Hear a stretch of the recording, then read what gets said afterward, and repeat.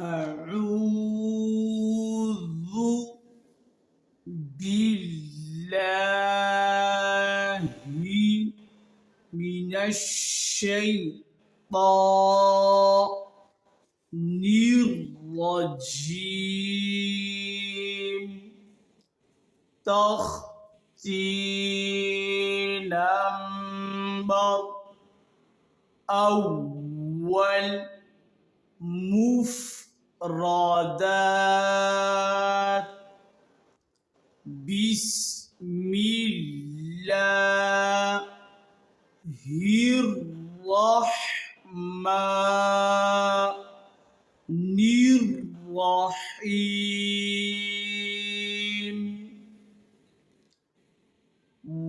واو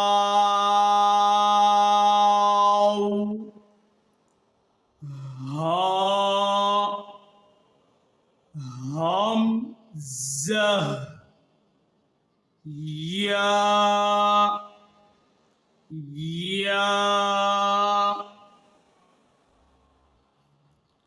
مونږ څنګه چې د سبق په شروع کې د دې 5 حرفونو په آخر کې د جیم مثال ورکړو، د 5 الفونو مربع دا وګدیږي او راخکلی کیږي.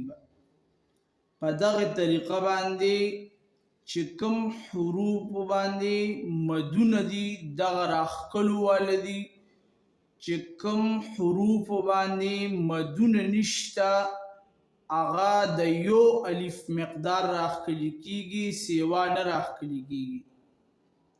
مثلا الف چې اوسوک وی او په دې نه پوهیږي چې صحیح دی او کو غلط دی، دا په 2 طریقو باندې بیا وی. لیف چې کله لیف راشي نو دا بیا صحیح. لام فاضل لیف چې کله لیف راځي نو دا بیا ملاس راځي. په لیف کې د لام زیر راځي، زیر همیشه تر ولاړ ویل کیږي.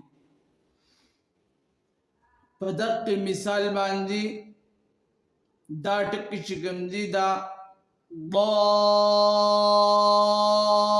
ضاد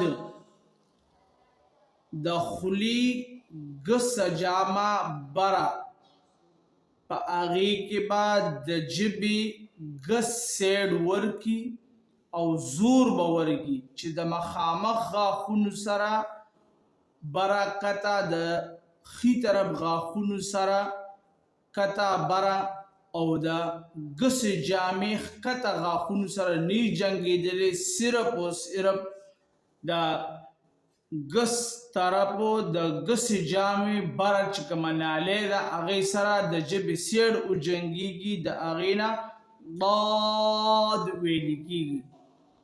ورپسې دا ټکي چې کوم دی دا لږ مشکلات جوړوي. نو ګراني د مخامخ 2 غاښونو بره د ژبې سر به د غاښونو په جړ کې ورکی او هغې ژبې سر له به زور ورکی، بل سره به ژبه نه جنګېږي، د هغې نه ویل کېږي طا. په دغه طریقه باندې داسې هر یو حرف چې چاته څه مشکلات دي په کوم ټکي باندې نه پوهېږي هغه تپوس کولی شي. د دې ځای نه واخله تر د دې ځای پورې دا سبق برابر شو. انشاءالله تعالی عزیزو ورپسې به آینده 2 تختې شروع کوم. دوباره وایو واو